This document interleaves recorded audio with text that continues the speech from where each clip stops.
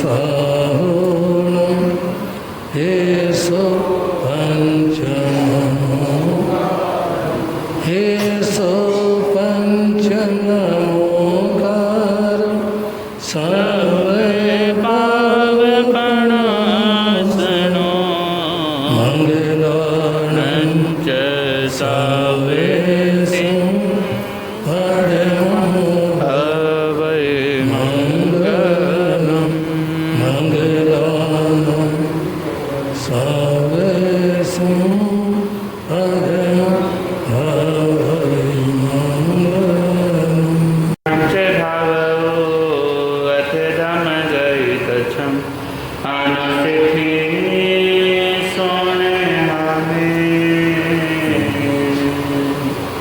पहले प्रेम परस्पर जग में मोह दूर पर रहा करे।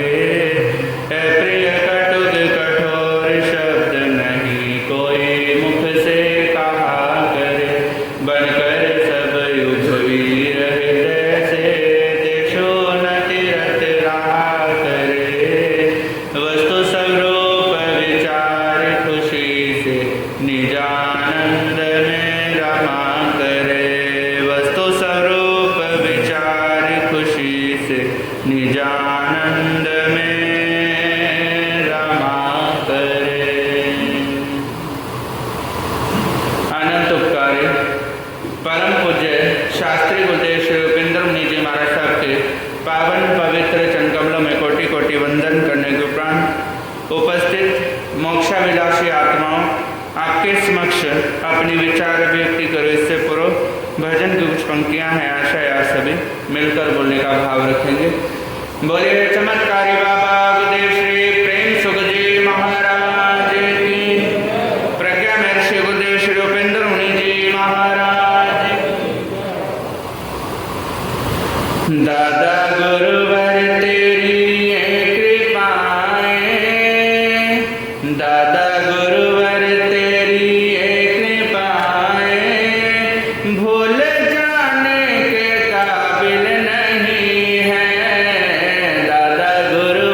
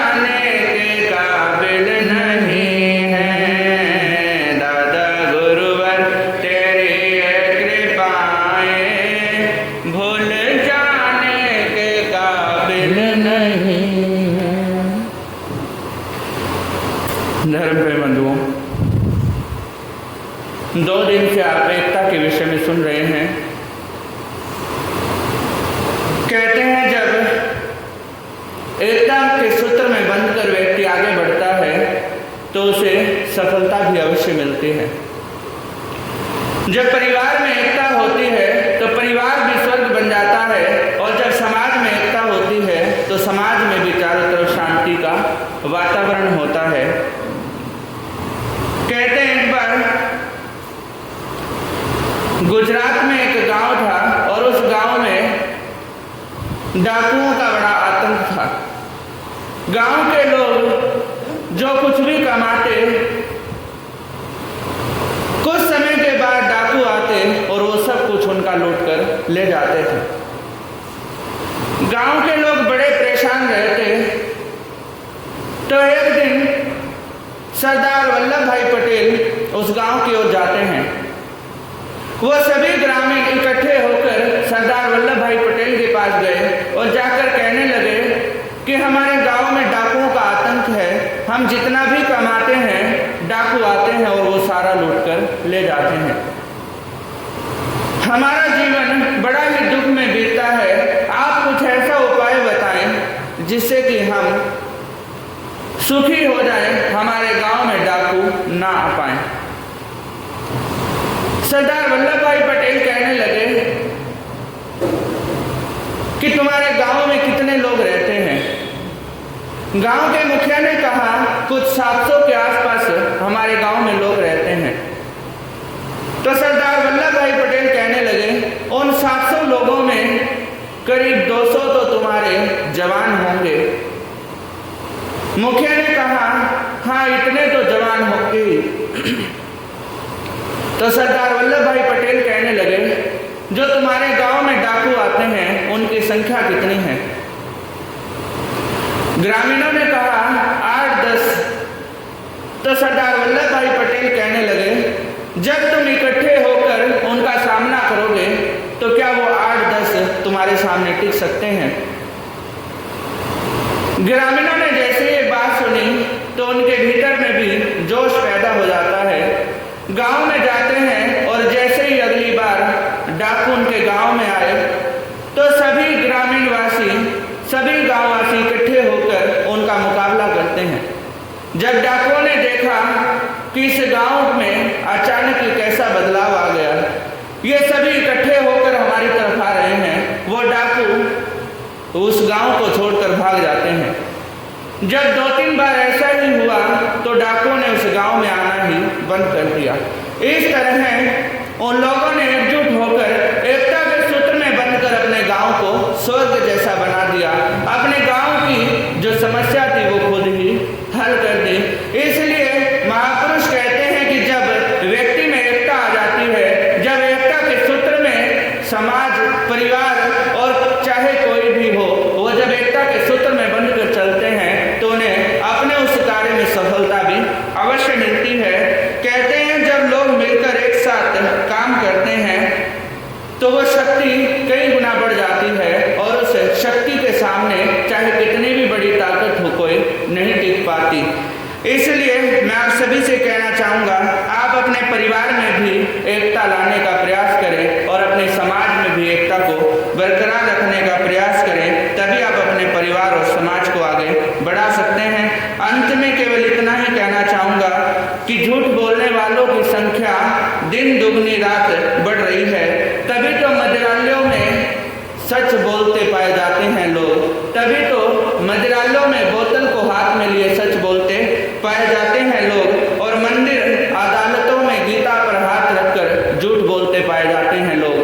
अब कलयुग है, पहले यंत्र काम किया करते थे, आज षड्यंत्र काम किया करते हैं। इसलिए आप सभी से कहना चाहूँगा कि आप किसी के भी प्रति षड्यंत्र कभी भी ना रचें, क्योंकि उसके परिणाम बड़े भयंकर होते हैं। इन्हीं भावनाओं के साथ ओम शांति।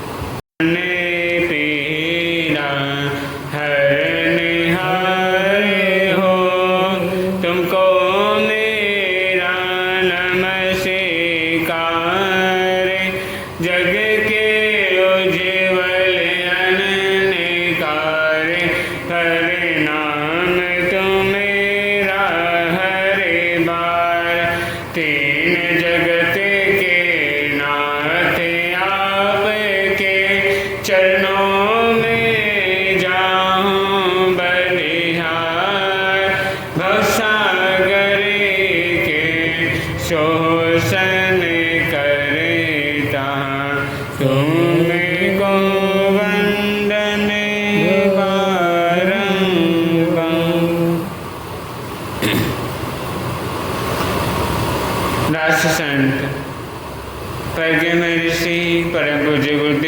श्री उपेंद्र मुनि जी महाराज साहब के पावन चरण कमलों में हृदय की आशीर्वादों के साथ वंदन अभिवंदन। उपस्थित धर्मप्रेमी बंधु, आपके समक्ष अपने विचार रखूं उससे पूर्व कुछ पंक्तियां हैं, सभी मिलकर बोलने का भाव रखेंगे। बोलिए चमत्कारी दादा गुरुदेव श्री प्रेम सुख जी महाराज की, परम पूज्य गुरुदेव श्री उपेंद्र मुनि जी महाराज की।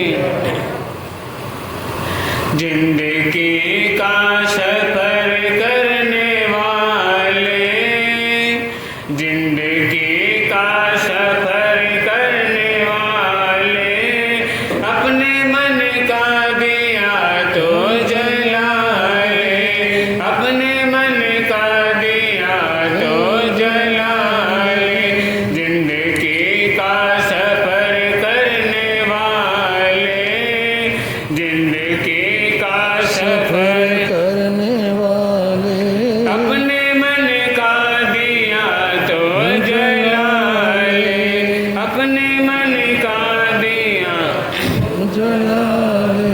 वत की धारिये कह रही है, कष्ट क्यों आत्मा सह रही है। वत की धारिये कह रही है, वह कष्ट क्यों आत्मा सह रही है। देखिए ऐसी जगह तू खड़ा है, देखिए ऐसी जगह तू खड़ा है। ज्ञान गंगा जहाँ बह रही है, ज्ञान गंगा जहाँ बह रही है। बढ़क गंगा में डुबकी लगा ले, बढ़ के गंगा में डुबकी लगा ले। अपने मन का दिया तो जला ले, अपने मन का जला ले। जिंदगी का सफर करने वाले, जिंदगी का सफर करने वाले, अपने मन का दिया तो जला ले, अपने मन का दिया तो जला ले। रात लंबी है गहरा है अंधेरा, कौन जाने कहाँ हो बसेरा। रात लंबी है गहरा अंधेरा, कौन जाने कहाँ हो बसेरा। तो है अनजान मंजिल का राही, तो है अनजान मंजिल का राही। चलते रहना ही काम है तेरा, चलते ही रहना काम है तेरा। रोशनी से जगमगा ले, रोशनी से जगमगा ले। अपने मन का दिया तो जला ले, अपने मन का दिया तो। जिंदगी का सफर करने वाले, जिंदगी का सफर करने वाले, अपने मन का अपने मन का दिया तो जला ले। उपस्थित धर्मप्रेमी बंधु, आप सुन रहे हैं मान के बारे में। कहते हैं मानी व्यक्ति कैसा होता है। कहते हैं एक बार कि संसार में सबसे बेकार चीज़ क्या होती है। एक चीज़ है उपयोगी, एक चीज़ है अनुपयोगी। अभी जानना है कि संसार में सबसे बेकार वस्तु क्या हो सकती। हम कहते हैं इंसान किसी मिट्टी को बेकार बताता है, किसी पत्थर को बेकार बताता है, किसी न किसी चीज़ को बेकार बता देता है। लेकिन इस धरती पे जो चीज़ उत्पन्न हुई है, जो चीज़ पैदा हुई है, सभी चीज़ें क्या है? उपयोगी है, अनुपयोगी कुछ भी नहीं है। कहते हैं अगर पैर में कांटा लगा हो तो उसको निकालने के लिए क्या चाहिए? कांटा ही चाहिए। तो जानते हैं कि संसार में उपयोगी क्या है और अनुपयोगी क्या है।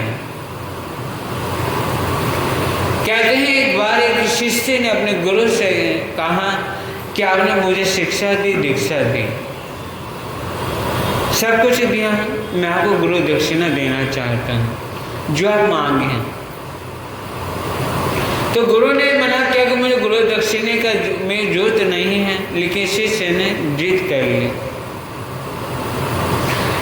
जिद करने के बाद गुरु ने कहा कि मुझे गुरु दक्षिणा में कुछ देना ही चाहते हो, तो संसार में जो सबसे बेकार वस्तु हैं, जो कभी उपयोगी नहीं है, वह मुझे लाकर दे दो।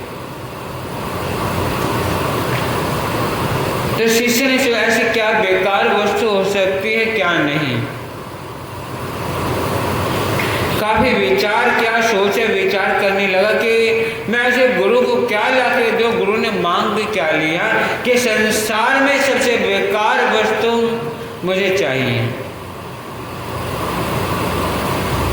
शिष्य जंगल की ओर चल पड़ा, जा रहा था घर की ओर। जंगल से होता होता उन्होंने देखा जंगल में कहीं पे मिट्टी का ढेर लगा पड़ा है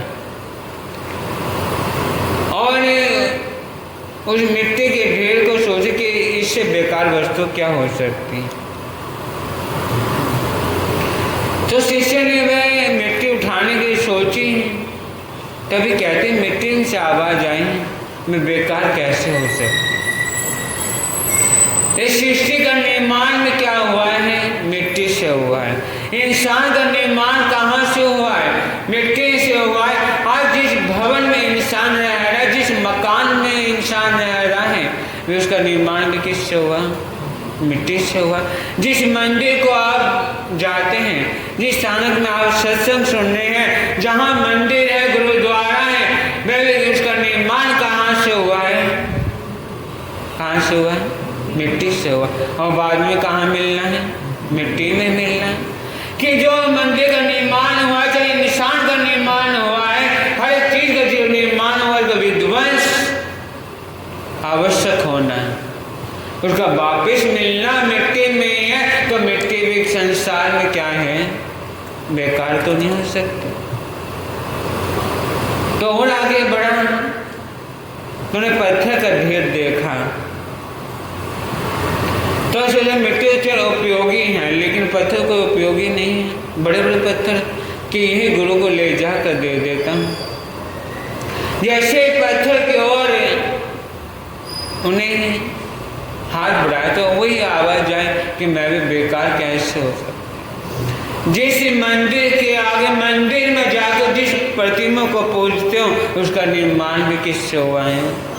पत्थर से हुआ। और जिस जहाँ आप चल रहे हो, कहीं ना पत्थर का उपयोग होता ही है। तो इसलिए पत्थर भी प्रयोगी हैं। कांटों की ओर कदम हाथ बढ़ाए तो कांटों ने भी कहा कि फूलों की रक्षा करने के लिए मैं खड़ा हूँ। जहाँ इंसान पैर में कांटा लगता है तो उसका निकालने के लिए मैं ही काम आता हूँ। तो उपयोगी तो मैं, अनुपयोगी तो मैं भी नहीं हो सकता। तो बेकार क्या हो गया? मैं गुरु की ओर, अपने गुरु के पास गया, गुरु को बताया कि मैंने काफी कोशिश की, हर एक में से यही आवाज आ रही है कि मैं अनुपयोगी नहीं है। मिट्टी की ओर कदम बढ़ाए तो मिट्टी में से भी यही आवाज आई कि निर्माण में मिट्टी से होना है और विध्वंस भी मिट्टी में होना। पत्थर में बढ़ाया तो जो प्रतिमा आप पूछते हो, जिस प्रतिमा के आगे छप्पन भोग लगाते हो, जिस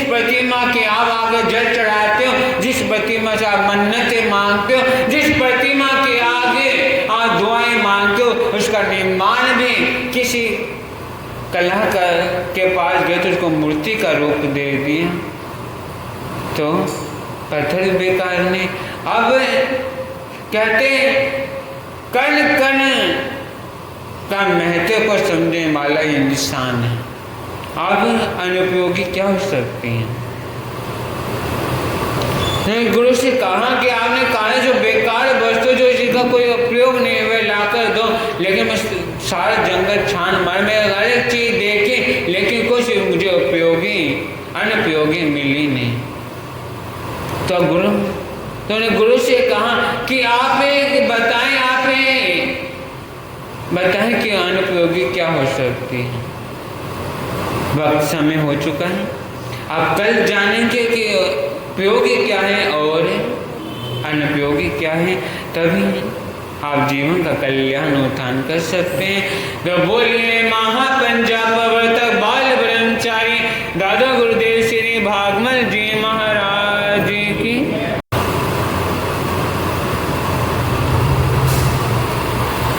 जय हो साधु जीवन की,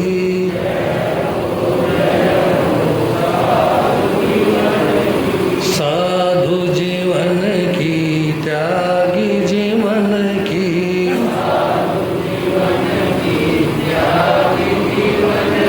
सुर समूह को जो अति प्रिय है, कल्प वृक्ष सम सुख के इंद्र पूज्य उन महावीर को करता हूँ शत बार।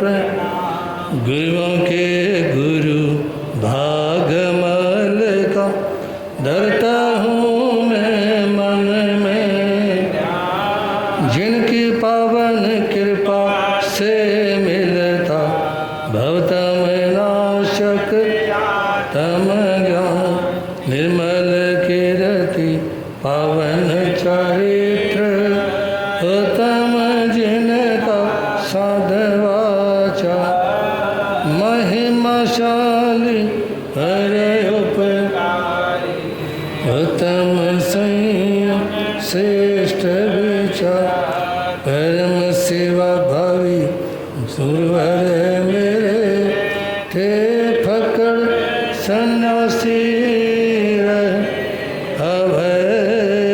गगन गुंजा दो जय, गुरु प्रेम सुख की बोलो जय। गरीबों के मसीहा शान जिन शासन, परम सेवा भावी चमत्कारी बाबा मेरी आस्था के अनंतनाथ, आराध्य सदगुरुदेव श्री प्रेम सुख जी महाराज साहब के पावन पवित्र चरण कमलों में कोटि से वंदना अभिवंदना। मोक्षा विलासी पुण्यमान आत्माओं, हम और आप सभी कदमों से कदम मिलाते हुए चलते हैं भगवान महावीर स्वामी के समर्षण की ओर, जहाँ रिज्जू बालूका नदी के किनारे समर्षण लगा हुआ है। उस समय प्रवेश करने का भाव रखें और मिलकर के दो पंक्ति बोलेंगे।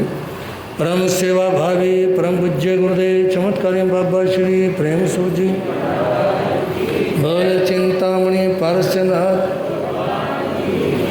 पार करो मेरा बेड़ा चिनेंदु, पार करो मेरा बेड़ा, पार करो मेरा, बोलो पार करो मेरा बेड़ा जिनेंदु, पार करो मेरा बेड़ा, पार करो मेरा बेड़ा जिनेंदु, पार करो मेरा बेड़ा। छाया घोर अंधेरा जिनेंदु, छाया घोर अंधेरा, छाया घोर अंधेरा जिनेंदु,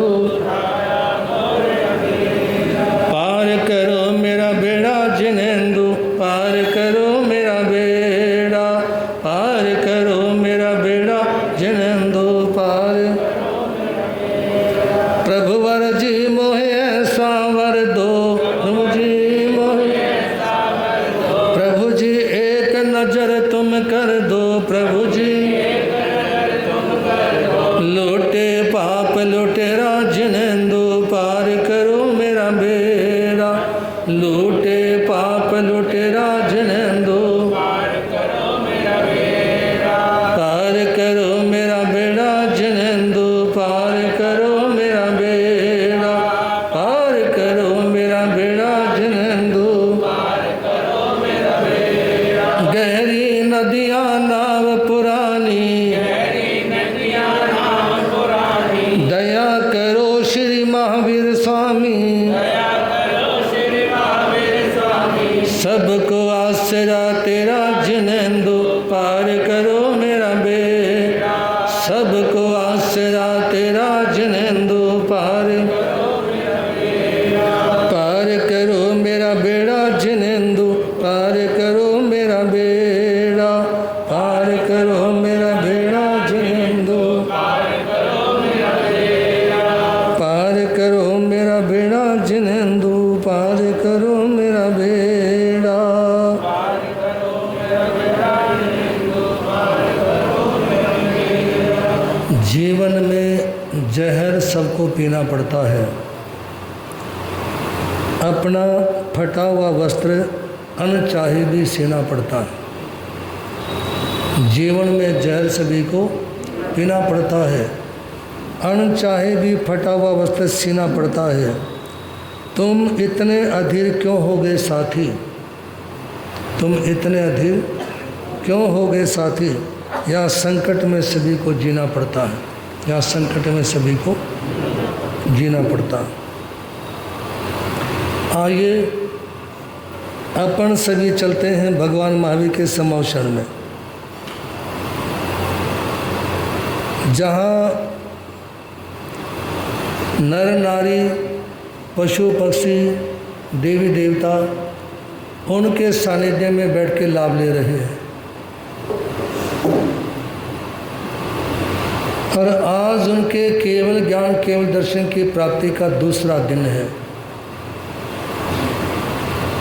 उनके चरणों में इंद्र भूति गए, अग्नि भूति गए, वायु भूति गए। उनके मन में कुछ शंकाएं थी अनजानी, और ऐसी शंकाएं जिसको वो किसी के सामने बताना नहीं चाह रहे थे, इस डर से कि लोग ये कहेंगे इतना भी नहीं मालूम।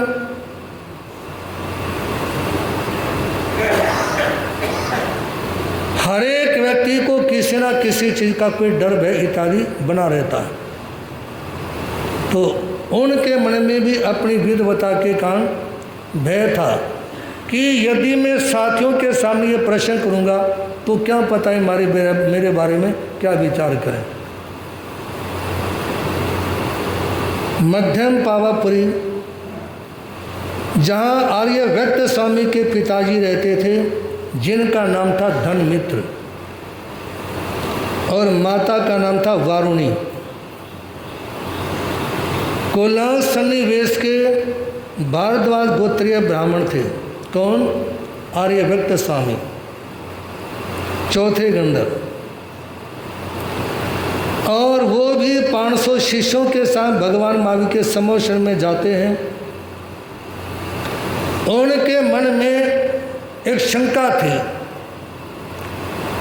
निवेदन आप लोगों के सामने, आज चातुर्मास में वो विषय सुन रहे हो जो अक्सर आप लोग नहीं सुनते होंगे, है जी। वो विषय आप लोगों के सामने आ रहे हैं जो विषय अक्सर आपके सामने नहीं आते होंगे। और इन विषयों को आप तभी समझ पाएंगे जब आपका ध्यान पूरी तरह से श्रवण करने में होगा और पहले से भी कुछ ज्ञान अपने पास में रखते होंगे धर्म का। एकदम आते ही धर्म की सारी बातें भी समझ में नहीं आती। जिस समय व्यक्ति सुनते सुनते हलुकर्मी हो जाता है, जब व्यक्ति को सुनते सुनते कुछ समय ज्ञान समय बोध हो जाता है, तो उसकी श्रद्धा भी बढ़ती है, सुनने की जिज्ञासा भी रहती है और आगे बढ़ने का भाव भी रहता है। तो वैद्य स्वामी के मन में शंका थी 5 भूत तत्वों के अस्तित्व में। 5 भूत, पृथ्वी, पानी, अग्नि, वायु और आकाश, उनके मन में ये शंका थी कि इनसे शरीर का निर्माण कैसे हो सकता है जिस समय आत्मा निवास करती है। उस समय भगवान महावीर कहते हैं, सुनो व्यक्त सुनो, 5 भूत वस्तु स्वरूप हैं, आत्म कल्याण के लिए उनमें आसक्ति नहीं रखनी। मतलब इन 5 के मिलने से तो एक वस्तु बनती है, शरीर बनता है। अन्य आपने जो कपड़े पहन रखे हैं इनमें पानी का भी प्रयोग हुआ है, अग्नि का भी प्रयोग हुआ है, वायु का भी प्रयोग हुआ है, आकाश, खुले आकाश में ये सुखाए भी गए हैं। कहा कि इनसे तो वस्तु निर्माण होता है 5 तत्वों से, 5 भूतों से, और आत्मा के लिए ये स्थायी नहीं है। ये 5 भूत पृथ्वी, पानी, अग्नि, वायु, आकाश, ये आत्मा के लिए स्थायी नहीं है। जन्म जन्मांतर के पदार्थ किसी के साथ नहीं जाते, ये अस्थिर हैं। कहा कि सुनो व्यक्ति, ये जो 5 तत्व हैं, 5 पदार्थ हैं, ये मरने के बाद किसी के साथ में नहीं जाते, ये स्थायी भी नहीं होते, ये अस्थिर होते हैं, क्योंकि इनका स्वरूप बदलता रहता है। ये 5 तत्वों का स्वरूप आज मान लो एक इंसान के रूप में है ये 5 तत्व, कल किसी पशु के रूप में है, आगे किसी और जड़ पदार्थ के रूप में इनका रूपांतरण हो गया। कोई लोहे की चीज़ बना दी, सोने चांदी की चीज़ बना दी, कोई कपड़ा लत्ता इत्यादि बना दिया। इनका रूपांतरण होता रहता है, ये स्थायी नहीं होते। जबकि व्यक्त स्वामी के मन में शंका थी कि ये पदार्थ स्थायी रहते हैं, ये पदार्थ स्थायी रहते हैं, इनमें कोई परिवर्तन नहीं होता। उस समय भगवान महावीर ने कहा कि सुनो, ये अस्थिर हैं, ये मरने के बाद में 7 पृथ्वी, पानी, अग्नि, वायु, आकाश, ये मरने के बाद में 7 नहीं जाते। जैसे ही व्यक्त स्वामी का समाधान हुआ ना, वो वहीं पे बैठ गए। उनकी 50 वर्ष की आयु थी, वो भी 500 शिष्यों के साथ भगवान के समक्ष में गए थे। दीक्षा ली, 12 वर्षों तक छद्मस्त अवस्था में रहे और 18 वर्ष केवली पर्याय में, केवली पर्याय में। पर्याय का मतलब क्या होता है? हाँ जी, पर्याय का मतलब होता है परिवर्तन। पर्याय का मतलब जैसे दूध है, उसमें खटाई डाल करके जमा दी, बदल गया, वो क्या बन गई? दही में रई चला दी, दही बदल गई। है जी, इसी तरह से जितने भी पदार्थ है ना संसार में, पृथ्वी, पानी, अग्नि, वायु, आकाश, ये सब बदलते ही रहते हैं, कभी किसी रूप में और कभी किसी रूप में। और यही सब बातें जब व्यक्त स्वामी के सामने भगवान ने कहा ना, तो उनको बोध की प्राप्ति हुई और उन्होंने मतलब 18 वर्ष केवली पर्याय में, पर्याय से मतलब केवली की अवस्था में, 12 वर्ष छद्मस्त की पर्याय, 50 साल गृहस्थ की पर्याय और 18 साल केवली की पर्याय। जीवन वही था। जब गृहस्थ में थे तो गृहस्थ के पर्याय में थे, जब साधु बने तो साधु के पर्याय में आ गए, और जब केवली हुए तो केवली के पर्याय में आ गए। एक संत आप लोगों ने कितनी बार दर्शन किए होंगे, उपाध्याय पूज्य श्री रमेश मुनि जी महाराज साहब, उन्होंने चाय का नाम पर्याय रखा हुआ था। चाय का नाम पर्याय। मान लो यदि चाय लेनी है तो हाँ भाई क्या पर्याय की व्यवस्था है, ठीक है ना। पर्याय का मतलब परिवर्तन। तो इसलिए निवेदन आप लोगों के सामने, आप भी पर्याय की तरफ ध्यान दें। परिवर्तन हो चुका। आपके देखते देखते त्रिनगर में कितना परिवर्तन हो चुका। पहले की व्यवस्थाएं कैसी थी, आज कैसी हैं, और आने वाले भविष्य में कैसी होंगी, ये देखते रहिए। आने वाले भविष्य की क्रियाएं कैसे होंगी, ये देखते रहिए। इसीलिए आचारण सूत्र में भगवान महावीर कहते हैं, जे आसवा ते प्रिसवा, जे प्रिसवा ते आसवा, ये अन्ना सवा ते अप्रिसवा, जे अप्रिसवा ते अन्ना सवा। उस समय भगवान महावीर ने प्रेरणा दी कि ये संसार है, परिवर्तनशील है, इसमें जो कर्म बंध के हेतु है वो कर्म निर्जरा के हेतु बन जाते हैं, जो कर्म निर्जरा के हेतु है वो कर्म बंध के कारण बन जाते हैं। समझ नहीं आई बात। कोई जगह ऐसी है जहाँ कर्मों के बंध का स्थान है, लेकिन वहाँ कर्म कट जाते हैं। धर्म स्थान ऐसा है जहाँ कर्मों की निर्जरा होती, कर्म करते हैं, लेकिन बांधने वाले यहाँ भी है जी।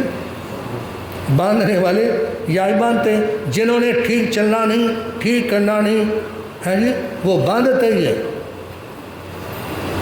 कई बार कहते हैं ना कि बांधते हैं ज़्यादा, काटते हैं कम। बांधते हैं ज़्यादा और काटते हैं कम।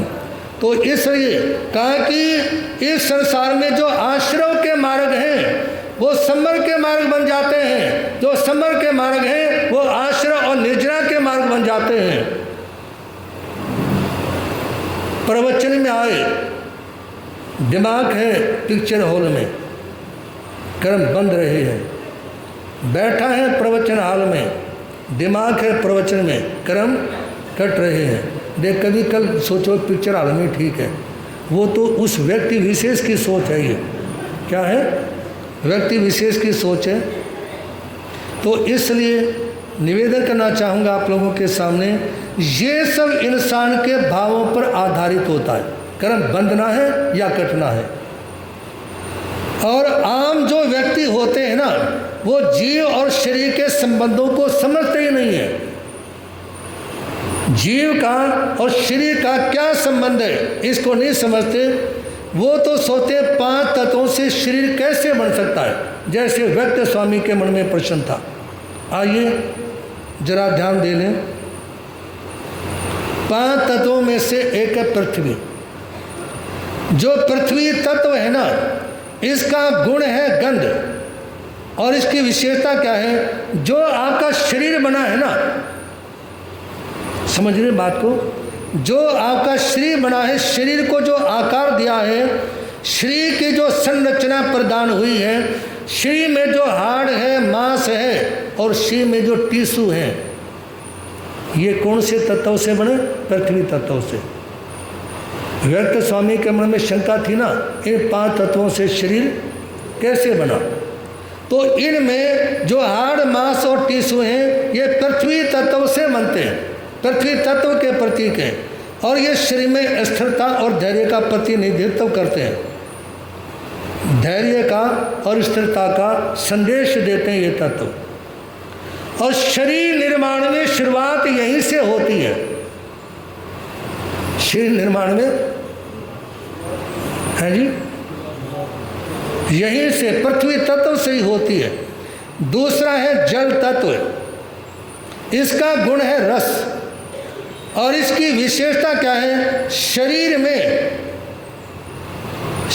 में लगभग 70% पानी है, जल है। जल से भी शरीर का निर्माण हुआ। आपने पहला बोल सुना पृथ्वी से क्या क्या बना, ठीक है ना। और दूसरा तत्व जल तत्व। जल तत्व से इस शरीर में 70% पानी का हिस्सा है, और जितना भी शरीर में खून है, पसीना है और पाचक रस है, ये सारा किससे बना, जल तत्व से, पानी तत्व से। और तीसरा है अग्नि तत्व। अग्नि तत्व है गुण रूप। इसकी विशेषता शरीर में जो तापमान है, जितनी आग आपके घर में गैस के ऊपर होती है, जितनी आग चूल्हे में होती है, जितनी आग स्टोव के ऊपर होती है, उससे ज़्यादा आग आपके शरीर में है।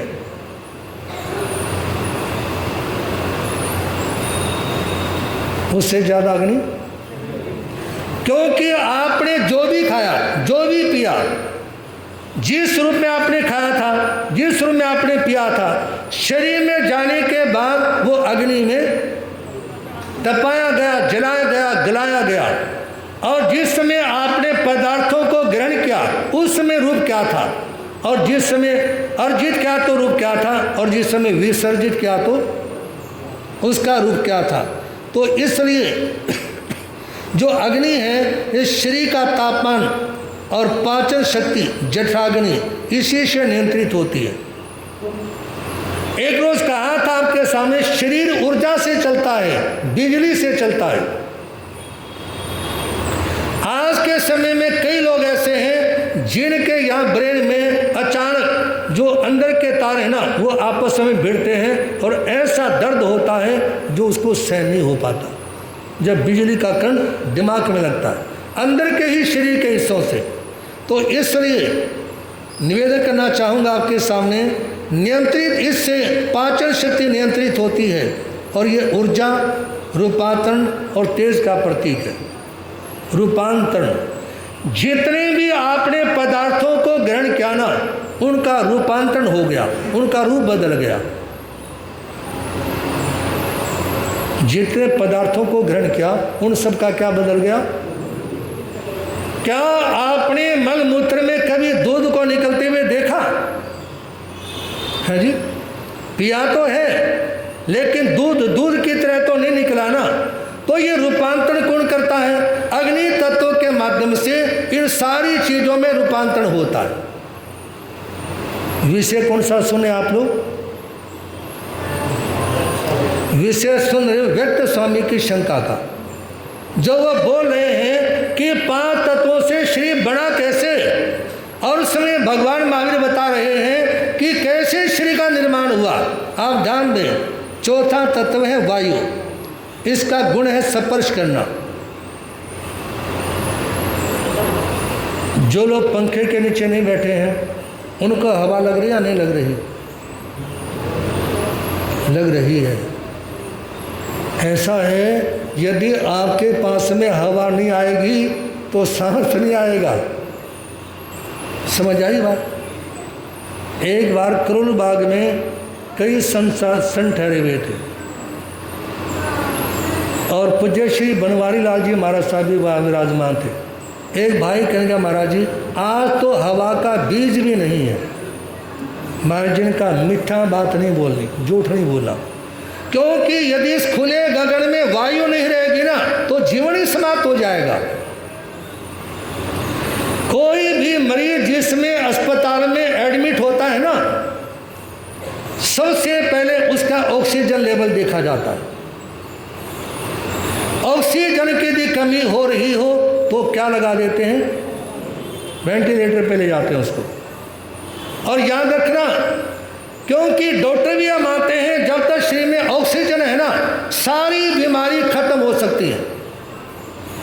कोई भी असाध्य रोग भी साध्य हो सकते हैं ऑक्सीजन यदि शरीर में है तो, और ऑक्सीजन खत्म हो गई तो है जी। घर वाले अस्पताल बदलते रहेंगे, वो ठीक नहीं हो सकता। इसलिए सबसे जरूरी ऑक्सीजन।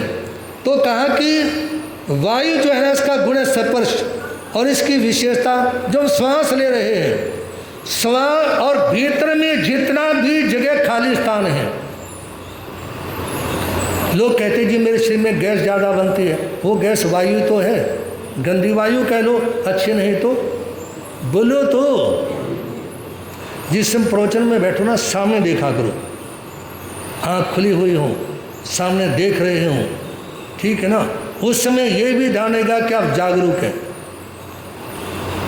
और निवेदन ये है इस पूरे चातुर्मास काल में आप ऐसे ही बोल सुनेंगे, अन्य ऋषियों की वाणी, केवल भगवंतों की वाणी, जो नई नई चीज़ें आपके सामने आएंगी। बस निवेदन इतना सा है कि आप रोजाना स्वयं आए, इष्ट मित्रों को लेकर आए और जागरूक होकर के सुने, जागरूक होकर सुनने का प्रयास करें। सज्जनों, शरीर के भीतर होने वाली जितनी भी गतिविधि है ना, वो सारी वायु के कारण है। जितनी गतिविधि है वो सारी वायु के कारण है, क्योंकि वायु का काम, वायु प्राण शक्ति का प्रतिनिधित्व करती है। प्राण शक्ति उसका निधित्व कौन करती है? उसको उसका सानिध्य, वायु का ही सानिध्य रहता है प्राण निधित्व के अंदर। और ये ऊर्जा का स्रोत है,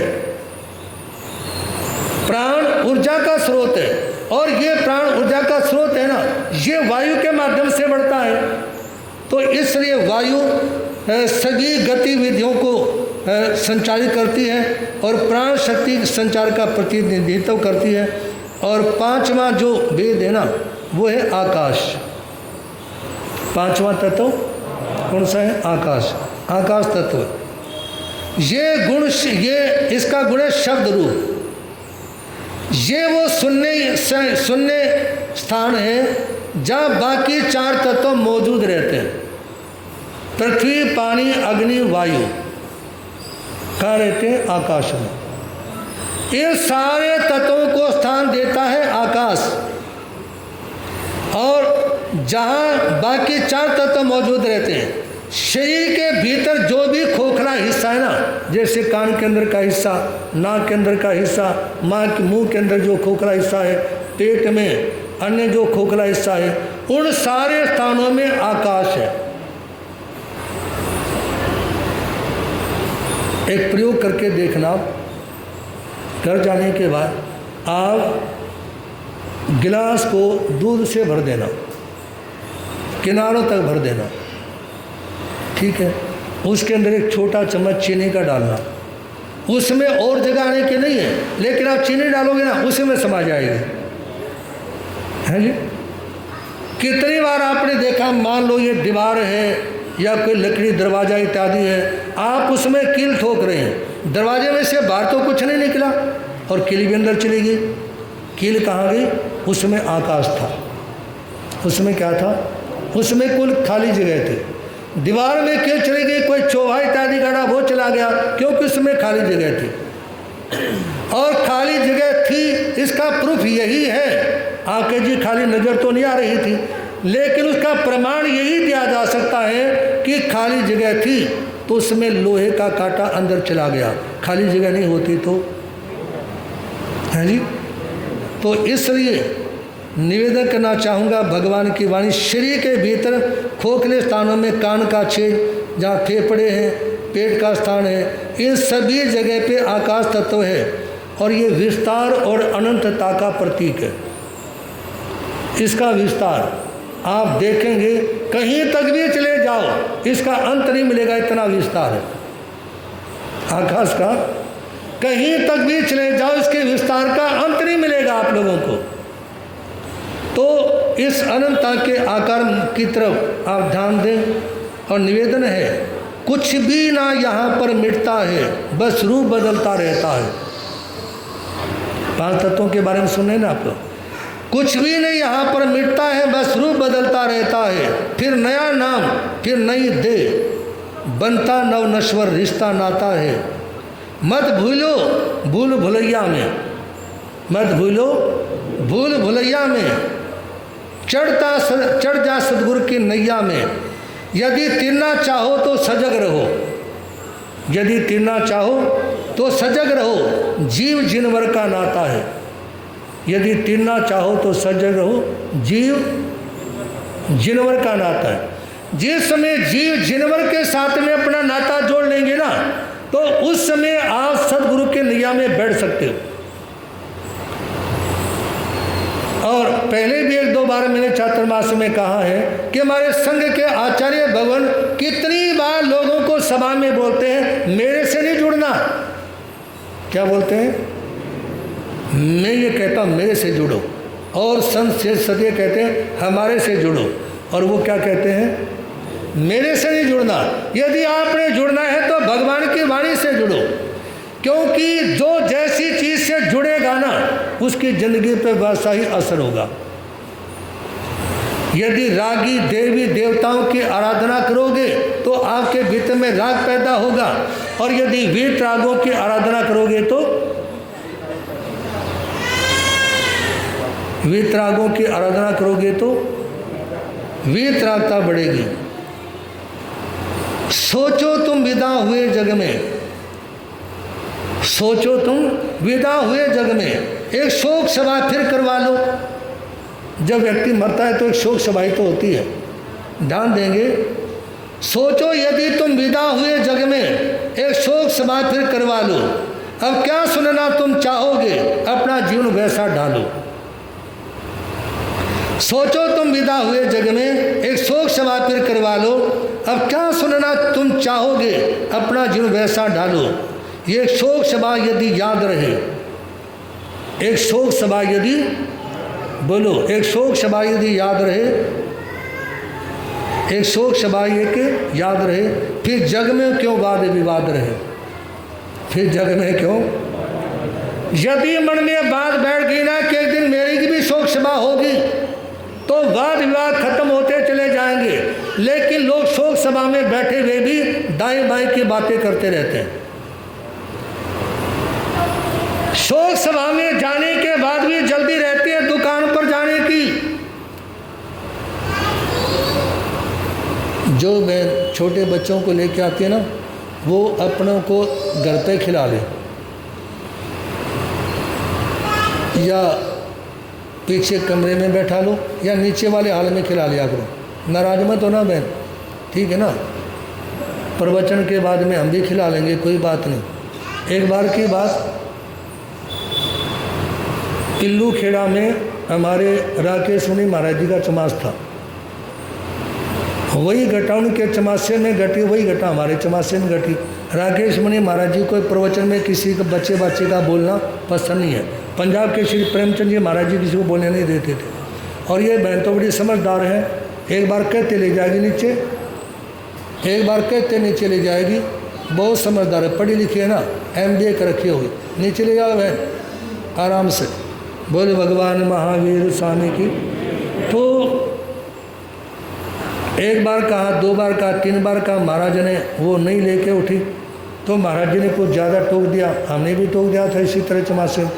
तो वो बड़बड़ाती हुई नीचे उतरी, बड़बड़ाती हुई नीचे उतरी। नीचे कर्मचारी था, उसने कहा कि बहन बच्चे को चुप रखा कर, और रोज़ाना की बात है ये। तो उस समय वो कहने की चुप रहे, ऐसा ही तू ऐसे तेरे महाराज जी, क्या पता बच्चों को कैसे संभालते हैं। बात भी उसकी ठीक थी। अब बच्चों को संभालने का पता तो तुम्हारे को, हमारे को क्या पता नहीं को कैसे संभाला जाता है जी। बीरबल लेट आया सभा में। अकबर ने पूछा कि लेट क्यों आया। कहा जी बच्चे को समझाने में टाइम लग गया। कहता इतना टाइम बच्चे को संभालने में।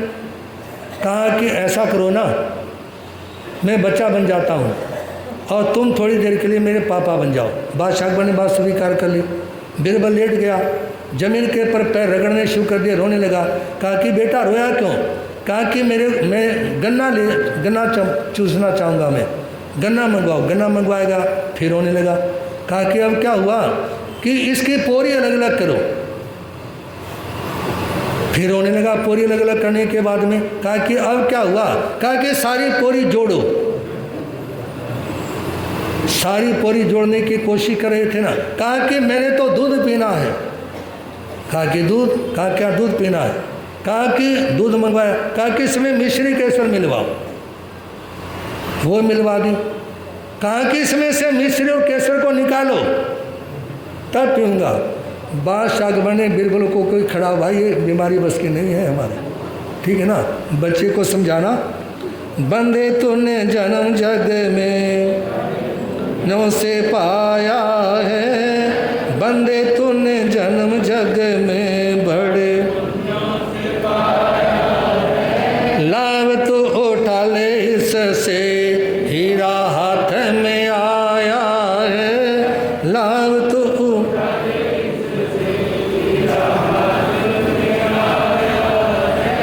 लगे पाले श्रावक केवल रहकर दोनों अटवी में, कभी नहीं घबराए संकट सहकर दोनों अटवी में। देख देख कर अब चलता है करता जीवों का रक्षण, गिरे हुए जो सूखे पत्ते करता उनका है भक्षण। करता छठ कवि तब अट्टम पानी, पीता नदी नहीं निसची, विषयों भोगों क्रीड़ाओं से दूर हटाया अपना चीन। वर्ती व्यक्तियों का होता है बौद्धवत उत्तम व्यवहार, सब कुछ परख लिया जाता है बड़ा प्रेक्षक है संसार। धर्म भावना भाता ऐसी हाथी अपने मन ही मन, पंचमावर जो लेते हैं धन्य धन्य उनका जीवन। भगवान पारसनाथ का जीवन चरित्र सुन रहे आप लोग। कल आप लोगों ने सुना था कि जो मरुभूति का जीव हाथी बना था और उनकी बागी जो हथनी बनी थी, दोनों को अरविंद मुनि के सानिध्य में अवधि ज्ञान की प्राप्ति हुई और दोनों श्रावक के 12 अनवरत ले लेते हैं। आप लोगों में से किसने ले रखे श्रावक के 12 अनवरत? धन्य उस हाथी और हथनी को जिन्होंने मतलब पंचेंद्रिय में रहने के बाद में व्रतों को स्वीकार कर लिया। आप मनुष्य के चोले में हो और फिर भी पल्ले कुछ नहीं है। ये एक सामायिक प्रवचन में कर लेना ये तो संतुष्टि मात्र है। धर्म ध्यान बहुत करना पड़ेगा यदि आप जीवन को सार्थक करना चाहते हो। और उन्होंने श्रावक के अनुव्रत लिए ना, कभी छठ व्रत, कभी अठम, कभी 15 दिन, कभी मास खमन। किसके भाव में? हाथी के भाव में। 28 महीने की तपस्या, 2 महीने की तपस्या, और तुम्हारी ना जाने कितना दूध, कितनी चीनी, कितना घी, कितना शक्कर, कितने गेहूं, कितने चने, कितनी उड़द, कितनी मूंग तुम्हारे पेट में जा चुकी। भरा आज तक? ये तुम्हारा पेट भरा क्या आज तक? बोल देने कुछ। सारी जिंदगी खाते रहोगे तब भी भरने में नहीं आएगा। इसलिए चातुर्मास से इसको रेस्ट दे के देख लो। 8 दिन का, 1 महीने का, कितने दिन का रेस्ट? बोले नहीं। इसको रेस्ट दे के देखो थोड़ा बहुत। धर्म ध्यान करो, तपस्या करो, उसी से जीवन का कल्याण होगा। अन्यथा यदि मरते समय भी मुंह में भी चम्मच ही लगा रहा है ना, पल्ले कुछ नहीं। यदि ट्रक में सरिया डला हुआ हो ना, उसके पीछे लाल कपड़ा बांध देते हैं, खतरा। बोले नहीं। तो यदि आप बिना तपस्या के, बिना प्रत्याख्यानों के चले गए ना, आगे खतरा ही खतरा है। घर वाले पीछे पूछते रह जाएंगे महाराज जी कौन सी गति में गया है, और शर्म के मारे हो सकता महाराज जी भी कह दे देवलोक में गया। कहाँ गया है जी? चाहे जिंदगी में मुंह पट्टी लगा के नहीं देखियो, क्या क्या क्या कहना पड़ेगा है जी? अरे आप धर्म ध्यान के समोशन में आओ, भगवान महावीर के जितना तप बनता है जरूर करो। साधना करोगे तो जीवन का कल्याण उत्थान होगा। और उस समय हाथी अपने मन में सोचता है, भावना भाता है कि वो समय कब आएगा जब मैं भी अरविंद मुनि की तरह 5 महाव्रतों को दान करूंगा और अपने जीवन को सार्थक करूंगा। व्यर्थ गवाया मैंने नर्तन मुझसा कौन गवार्य रे, मेरा मन मुझको देता है बार बार धिकार्य रे। पालन के वे वर पिछले काम यहाँ पर आए हैं, उनने ही तो इस जंगल में मुनि दर्शन करवाए हैं। सच्चे ज्ञानी मुनियों के यदि दर्शन याने पाता में, अज्ञान अवस्था में रहकर कितने पाप कमाता में। पुण्य उद्देश्य से आज अचानक मुनि का दर्शन पाया है, मुनि ने देव उद्देश पलट दी एकदम मेरी काया है। सोचने लगा पिछले जन्म के पुण्यों से जंगल में जहाँ मैं हाथी के रूप में घूम रहा था वहाँ दर्शन दिए और प्रतिबोध दिया। दर्शन दिए, प्रतिबोध दिया। कुछ पलों की संगति ने मेरे जीवन की दिशाएं बदल दी। सभी जगत के विज्ञजन मुख से रहे पुकार, सत्संगति पल मात्र की करती बेड़ा पार। जन्म मरण का कष्ट सब देती पल में तोड़े, सत्संगति ही जगत में चीज बड़ी बेजोड़े। पल भर की संगति इंसान के जीवन को बदल देती है। एक लगी हुई थी और भगवान महावीर का समोशन लगा हुआ था। उस रोज अपनी सभा में भगवान महावीर देवी देवताओं की चर्चा कर रहे थे कि देवता के शरीर पे पसीना नहीं आता, उनके गले में पड़ी माला नहीं कुबलाती, उनके पैर जमीन के पर नहीं टिकते, उनकी पलकें नहीं झपकती, आदि आदि बातों से प्रेरणा दे रहे थे। और वो चोर के पैर में कांटा लग गया, पुलिस पीछे लगी हुई थी। उसके पिता ने कहा था कि बात सुन, कभी भगवान महावीर के दर्शन मत करना, हमारी जो लाइन है, हमारा जो बिजनेस है ना, वो ऐसा है कि भगवान महावीर के पास में चला गया तो चौपट हो जाएगा। क्योंकि भगवान महावीर ने तो जाते बोला कि भाई चोरी नहीं करनी, क्या बोल रहा है, चोरी नहीं करनी, शराब नहीं पीनी, अंडे मांस का सेवन नहीं करना, हमारी लाइन बंद हो जाएगी बेटा, उनके दर्शन मत करना। लेकिन आज संयोग से पैर में कांटा चुभा, जितनी देर में कांटा निकाला ना, इतनी देर में शब्द कानों में पड़ गए। प्रसंग तो लंबा है, बस प्रसंगानुसार इतना ही कहना चाहूँगा कि उन 4 शब्दों ने उनकी जिंदगी को बचा लिया। 4 शब्दों ने जिंदगी को बचा लिया। और जिंदगी को बचाया नहीं, अपितु जिंदगी का नव निर्माण कर दिया। वो भगवान महावीर के सानिध्य में पहुंच गए और उनके चरणों में जाने के बाद में दीक्षित हो गए।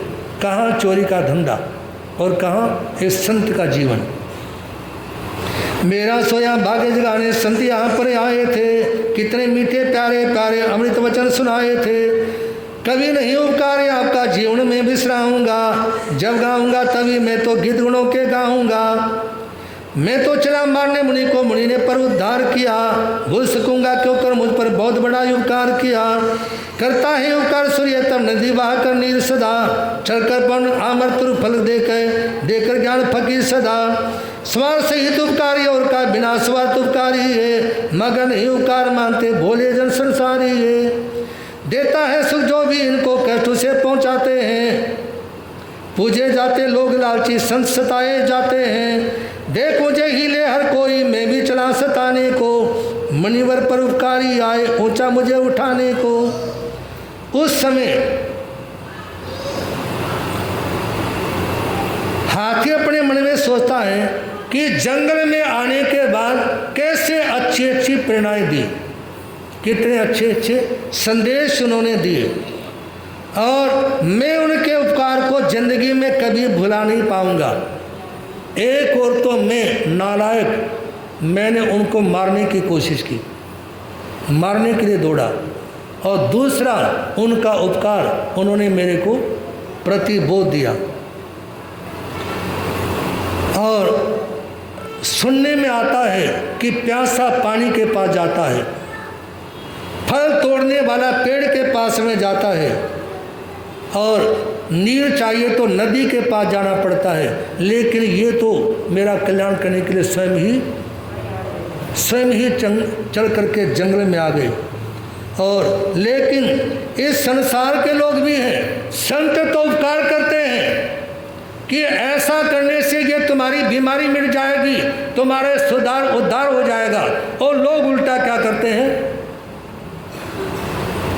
संत लोगों को संदेश देते हैं, संसार से चलने का मार्ग बताते हैं, और लोग उल्टा संतों को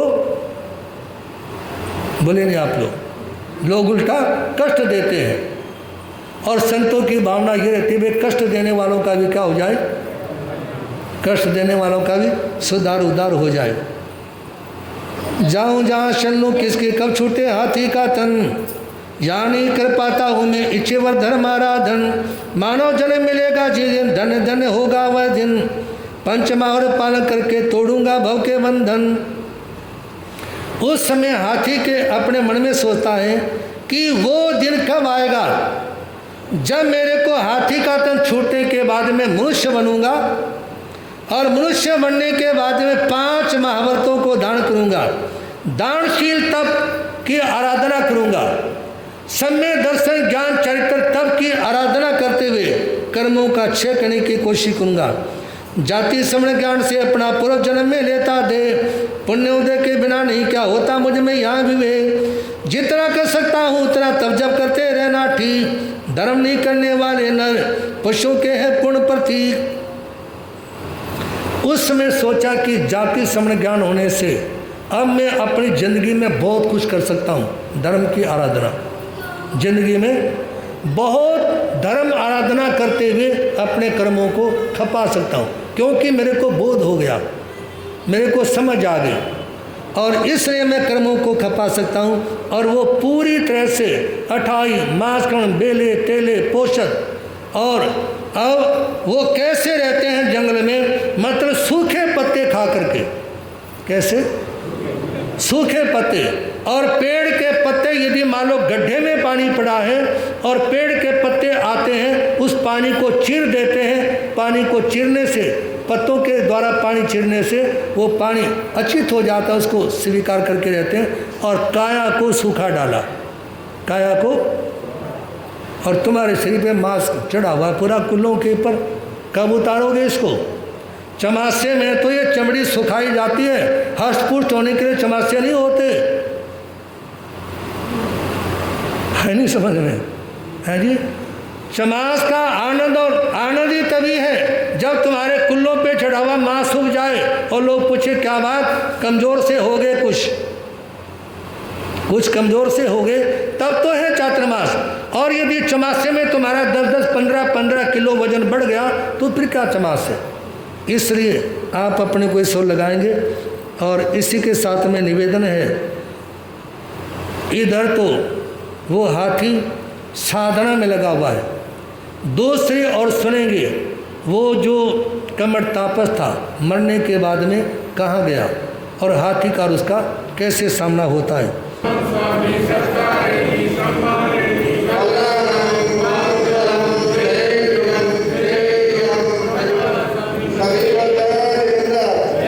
गरज कर बोलेंगे शरमण भगवान महावीर स्वामी महापंजाब प्रवर्तन बाल ब्रह्मचारी दादा गुरुदेव स्वामी श्री भागमल जी भिक्खु दादा गुरुदेव स्वामी श्री फूलचंद जी महाराज अर्धस्थावधानी पूज्य गुरुदेव श्री त्रिलोकचंद जी महाराज परम सेवा भावी परम पूज्य गुरुदेव चमत्कारी बाबा श्री प्रेम सुख जी